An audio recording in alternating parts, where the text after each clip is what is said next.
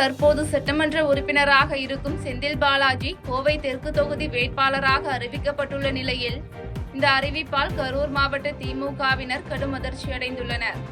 2026 சட்டமன்ற தேர்தல் அறிவிக்கப்பட்டதை தொடர்ந்து கரூர் மாவட்டத்தில் மீண்டும் செந்தில் பாலாஜி களம் இறங்குவார் என எதிர்பார்ப்பு திமுகவினர் இடையே அதிகமாக இருந்தது. ஆனால் வேட்பாளர் அறிவிப்பில் செந்தில் பாலாஜிக்கு கரூர் தொகுதியில் வாய்ப்பு வழங்கப்படாததால் கரூர் மாவட்ட திமுகவினர் கடும் அதிருப்தி அடைந்துள்ளனர். இதனால் கரூர் மாவட்டத்தில் திமுகவுக்கு இந்த தேர்தலில் பின்னடைவு ஏற்படும் என உள்ளூர் திமுகவினரை புலம்பி வருகின்றனர். இந்நிலையில் மறுபுறம் கரூர் மாவட்டத்திற்கு அதிமுக சார்பில் முன்னாள் அமைச்சர் MR விஜயபாஸ்கர் வேட்பாளராக அறிவிக்கப்பட்டதை தொடர்ந்து அதிமுகவினர் உற்சாகத்துடன் தேர்தல் பணிகளில் ஈடுபட்டு வருவதால் கரூர் மாவட்டம் அதிமுக கோட்டையாக மாறும் என எதிர்பார்க்கப்படுகிறது. ஏமாத்துற வேலைதான். ஏமாத்துறதுல மிகப்பெரிய ஆளு. டாஸ்மார்க்ல பல ஆயிரம் கோடி கொள்ளை அடிச்சு வச்சிருக்காரு. அதை வச்சு ஜெயிக்கலாம்னு பார்த்தாரு. இந்த தடவை கரூர் மக்கள் ஏமாற மாட்டாங்கன்னு தெரிஞ்சுக்கிட்டார். அதனால கோயம்புத்தூருக்கு போயிட்டார். இப்ப இங்க அவருக்கு வேண்டியவர் அவரோட பினாமி நிறுத்தியிருக்கார். அவருக்கு காசு கொடுத்து ஜெயிக்க வைக்கிறாங்களா? திமுக காரன் சொல்றான், நேத்து நாங்க ஓட்டுக்கு 5000 கொடுப்போம். அது மட்டும் இல்ல, தங்கம் கொடுக்கறாங்களாம். அது ராத்திரியில கொடுக்கறாங்களாம். உரைச்சு பாருங்க. தமிழகத்தில் மீண்டும் அதிமுக ஆட்சி அமைய வேண்டியும் எடப்பாடி பழனிசாமி முதலமைச்சராக வர வேண்டியும் மதுரை மீனாட்சியம்மன் கோவிலில் சிறப்பு பிரார்த்தனை செய்த பின்பு செய்தியாளர்களை சந்தித்த முன்னாள் அமைச்சர் செல்லூர் ராஜு, தமிழக மக்களின் நம்பிக்கையை பெற்ற எடப்பாடி பழனிசாமி தலைமையில் மீண்டும் அதிமுக ஆட்சி அமைய மீனாட்சியம்மனை வேண்டியதாகவும், விலைவாசி குறைப்பு, போதையில்லா தமிழ்நாடு போன்ற இலக்குகளை எட்ட அதிமுகவின் வெற்றி அவசியம் என்றும் கூறினார். மேலும் திமுகவின் தேர்தல் அறிக்கை வெறும் நகல்தான், ஆனால் எடப்பாடி பழனிசாமி சொன்னதை செய்வார். இந்த தேர்தலில் EPS தான் ஹீரோவாக வலம் வருவார் என்று கருத்து கூறினார். இன்னைக்கு தமிழக தேர்தல் அறிக்கையில் யார் எப்படிப்பட்ட தேர்தல் அறிக்கை கொடுத்தாலும் அதெல்லாம் தோல்வி வரும். அனைத்து இந்திய அண்ணா திராவிட முன்னேற்ற கழகத்தின் தலைமையை அமைந்திருக்க தேசிய ஜனநாயக கூட்டணி மாபெரும் வெற்றி பெறும். அதற்கு அண்ணன் புரட்சி தமிழர் எடப்பாடியார் அவர்கள் ஹீரோவாக தமிழகத்தில் வருவார். அவருடைய தேர்தல் அறிக்கையை ஏற்கனவே மக்கள் மத்தியில் கொண்டு சென்று விட்டாகிவிட்டது. மக்கள் அனைவரும் ஒருமுகமாக வரவேற்கிறார். திருப்பூர் மேட்டுக்கடை பகுதியில் செயல்படும் டாஸ்மாக் கடை மற்றும் பாரினால் பொதுமக்களின் இயல்பு வாழ்க்கை பாதிக்கப்பட்டுள்ளதாக கூறி அப்பகுதி மக்கள் கடும் கண்டனம் தெரிவித்துள்ளனர். திருப்பூர் மேட்டுக்கடை பகுதியில் உள்ள டாஸ்மாக் கடையில் காலை நேரத்திலேயே சட்டவிரோதமாக மது விற்பனை செய்யப்படுவதாக குற்றச்சாட்டு எழுந்துள்ளன. இதனால் அப்பகுதியில் உள்ள தனியார் பள்ளிக்கு செல்லும் மாணவர்கள் மற்றும் பெற்றோர்கள் அச்சத்துடன் செல்லும் நிலை ஏற்பட்டுள்ளது. அதிகாலையிலேயே மது அருந்துபவர்களால் சிறிய அளவிலான விபத்துகளும் ஏற்படுவதாக மக்கள் வேதனை தெரிவிக்கின்றனர். குறிப்பாக பார் நடத்தி வரும் நபர் சமூக ஆர்வலர்களை மிரட்டுவதாகவும் புகார் எழுந்துள்ளது.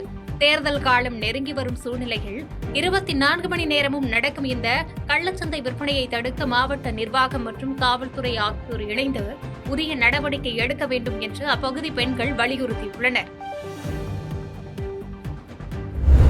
தமிழக சட்டமன்ற தேர்தலுக்கான வேட்புமனு தாக்கல் தொடங்கிய முதல் நாளிலேயே திருச்சி மேற்கு தொகுதியில் திமுக வேட்பாளர் KN நேரு தனது மனுவை தாக்கல் செய்தார்.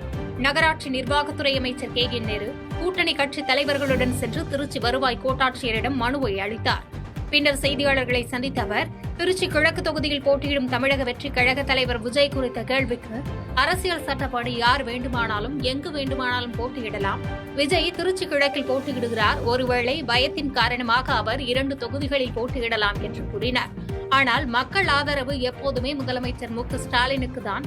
திமுகவின் தேர்தல் அறிக்கைதான் இந்த தேர்தலின் கதாநாயகன். எங்களின் வெற்றி உறுதி என்று கருத்து தெரிவித்தார்.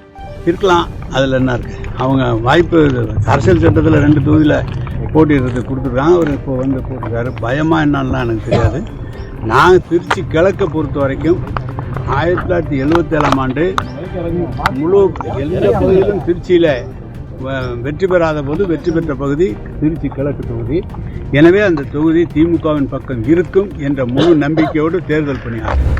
தமிழக சட்டமன்ற தேர்தலுக்கான களம் சூடுபிடித்துள்ள நிலையில் முதலமைச்சர் MK ஸ்டாலினும் தமிழக வெற்றி கழக தலைவர் விஜயும் இன்று ஒரே நேரத்தில் வெவ்வேறு தொகுதிகளில் வேட்புமனு தாக்கல் செய்தனர்.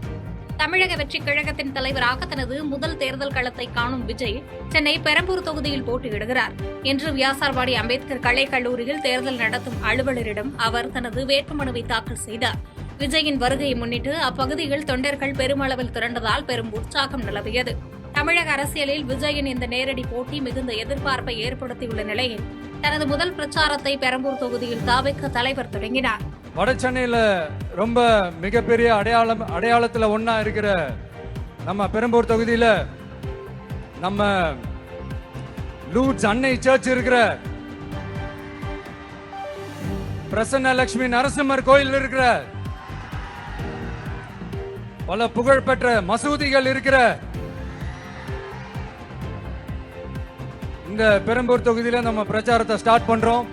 உன்னை மனசார நேசிக்கிற, உன்னோட மக்கள் இருக்கிற, உழைக்கிற, உழைப்போட வாசனை இருக்கிற அப்படிப்பட்ட ஒரு பகுதியிலிருந்து உன் பிரச்சாரத்தை ஸ்டார்ட் பண்ணி விஜயனைய மனசு சொல்லிச்சு.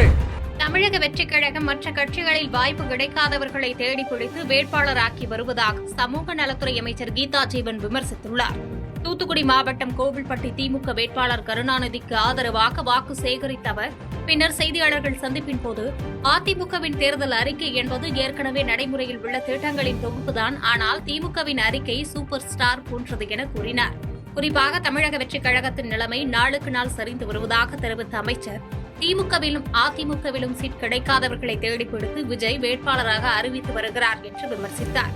விஜய் என்ன வேண்டுமானாலும் சொல்லிக் கொள்ளட்டும், தேர்தல் முடிந்த பிறகுதான் அவருக்கு உண்மை நிலை புரியும். மக்கள் முதலமைச்சர் ஸ்டாலினின் திட்டங்களை மட்டுமே நம்புகிறார்கள் என கருத்து கூறினார். சரி, கருத்தை பதிவு செய்திருக்காங்க. உங்களுடைய நிலைப்பாடு தெரியும் இல்லையா? தாவாக்கோட நிலைமை எந்த அளவுக்கு நாளுக்கு நாள் குறைந்து கொண்டே வருகிறது, கீழிறங்கி வருகிறது நம்ம எல்லாம் அறிவோம். வேட்பாளர் அவர்கள் தேடின கதை உங்களுக்கு தெரியும். RS முருகன் ஒருத்தர் எங்க கட்சியில சீட்டு கேட்டாரு, கிடைக்கல. இன்னைக்கு தாவாக்க வேட்பாளர். அதுபோல நாராயணன் ஒருத்தர் நாங்குநேர் சீட்டு கேட்டாரு, அதிமுக கிடைக்கல. இன்னைக்கு தாவாக்க வேட்பாளர்.